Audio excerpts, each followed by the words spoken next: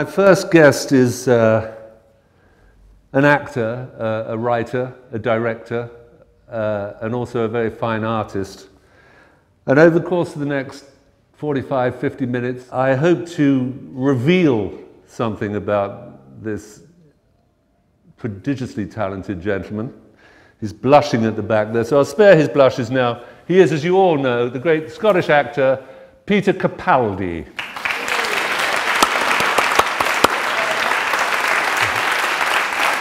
How am I doing with the A?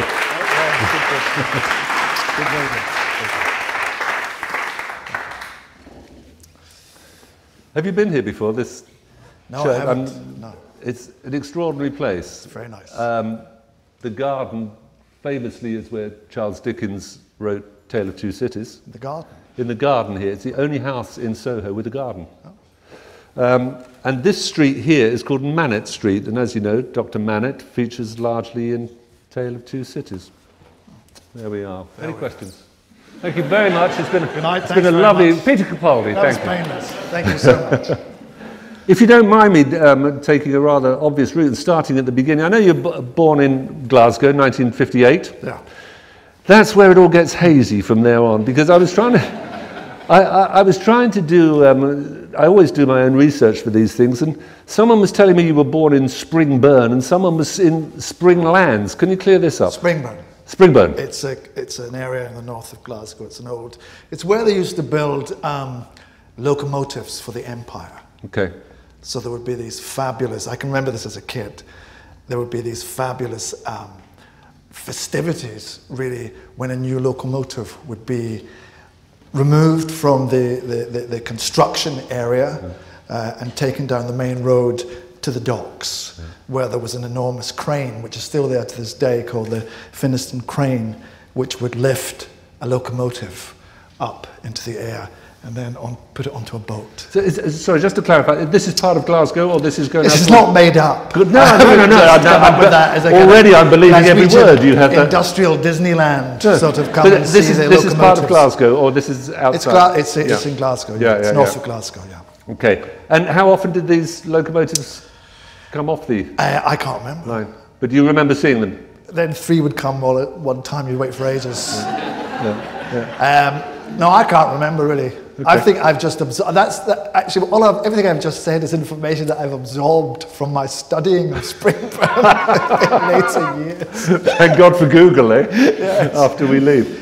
No, it's true. I know. In fact, there was a wonderful piece of art that George Wiley, the late George Wiley, who was a wonderful artist, did a few years ago. He built, in homage to Springburn and to the Finnieston crane, and also to the Wicker Man, he built a wicker locomotive. Brilliant. Took it on that journey and strung it up on the crane.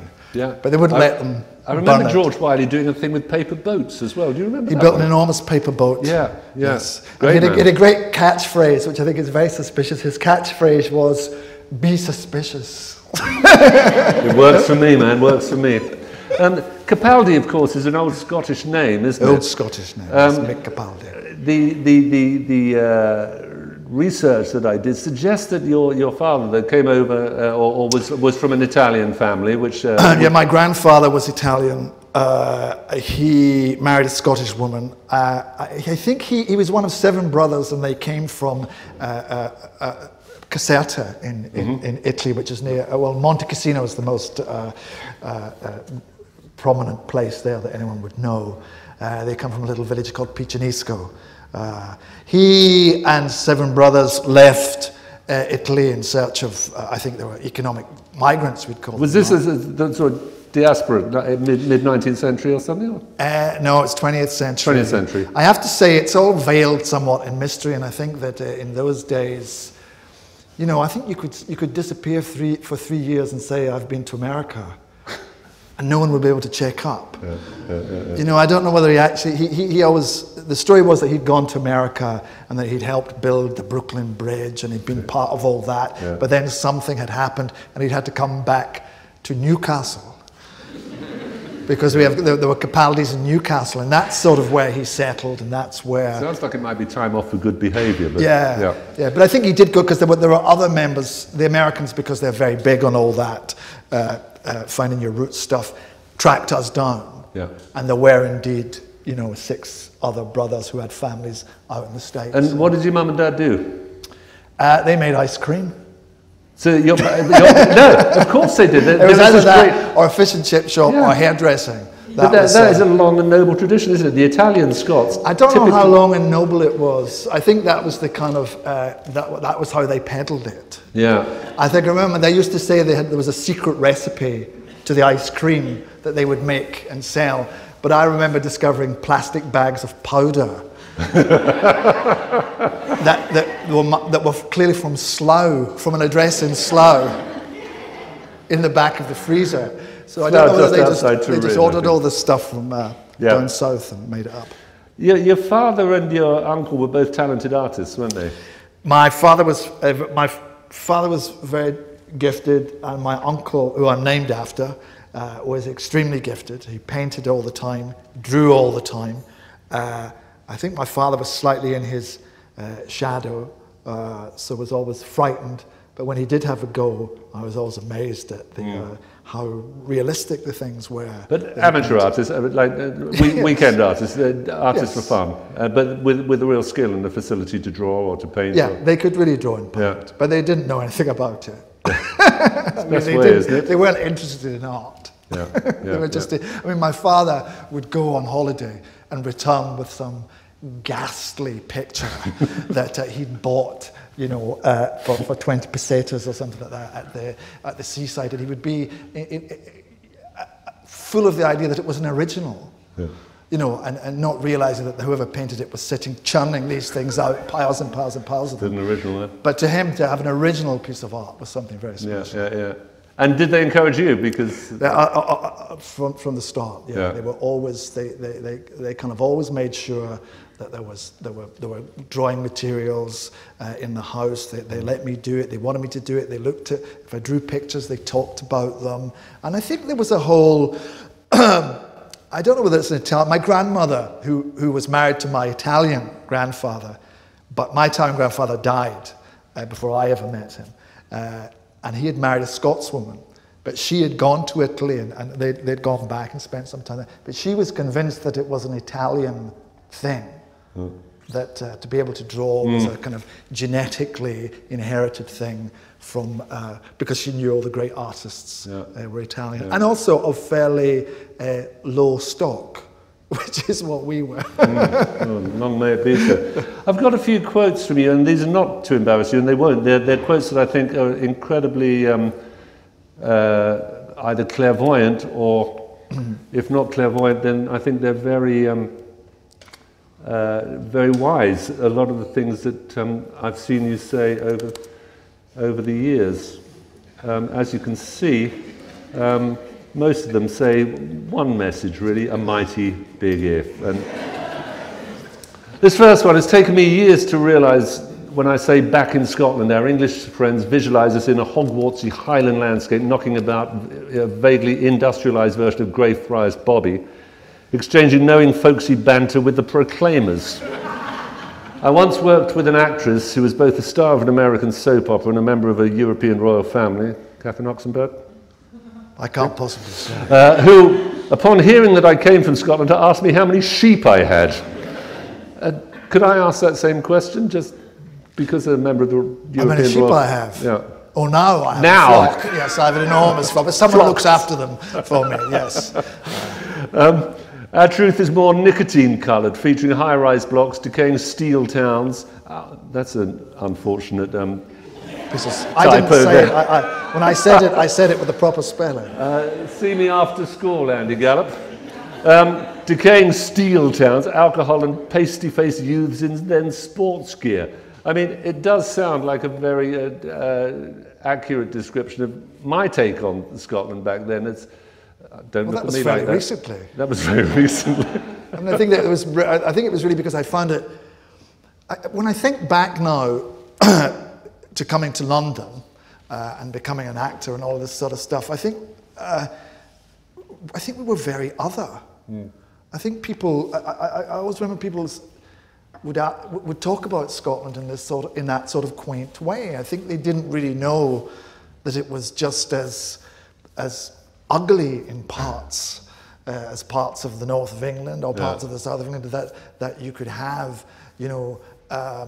factories in it, and that you could have normal people and you could have unpleasant people. They seem to characterize it in a kind of sort of mythical sort of way. So I always felt a sort of disappointment to them, that if I told them the truth about where I came, where I lived and where I'd come from, that it wouldn't live up to their expectations. Well, a phenomenon that I've noticed very recently is when I mention your name, which of course I do at every opportunity because it generally results in a free drink and says, expat Scots invariably get misty-eyed and say they spent most of their youth at Capaldi's ice cream house, your parents' cafe or ice cream parlour. I think they get mixed up. I think they really conjure up something that satisfies. They think they have. Yeah. They think that. There's people always say to me, "Oh, don't you have that wonderful cafe what was it called? in Nardini's?" And I say, "No, my name's Capaldi. If my family had a cafe, it would be called Capaldi's, not Nardini's." With its 50 different selections, flavours of ice cream which we can get. We used to go down there at the weekend and all that stuff. So I think they think, and I've had people come up to me and say, "It's lovely to meet you, Peter Nardini, and how's it all going?" And it's a masterstroke changing your name. Yes. Yeah. You've said that you demonstrated certain artistic enthusiasm, if not any necessarily great discernible skill as an earlier. But did you think that's something I'd like to do, working in the arts or as an artist, or?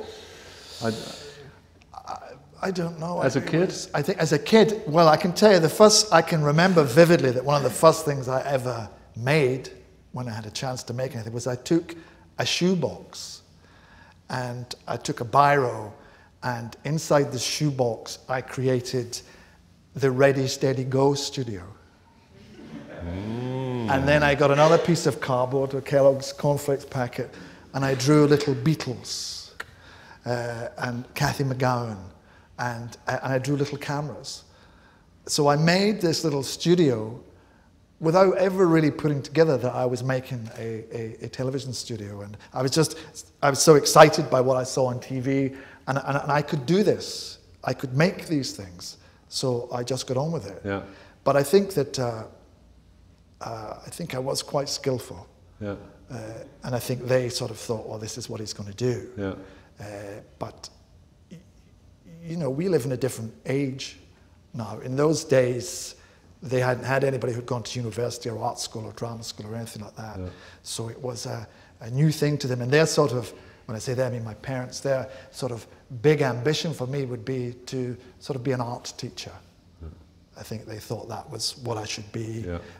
And it was great that I could draw, but that was how it would play out, was that I would be an art teacher, which I really didn't want to be. Yeah, because an art teacher was a career rather than an artist, which was a sort of. They didn't know anyone who was an artist. Yeah. But they knew people who were art teachers, and art teachers. There's respectability and a. They're great. Yeah. Yeah. Art teachers are. I'm sure a lot of people in this room. And yourself, but me especially would not be here if we're not for art teachers, for guys who sort of thought outside the box and sort of encouraged you, and they were into all kinds of things. And I'm talking about at school, not at college. I'm talking about at school, and you were taught by these guys, and they were full of all this stuff that was out there, and they brought it to you.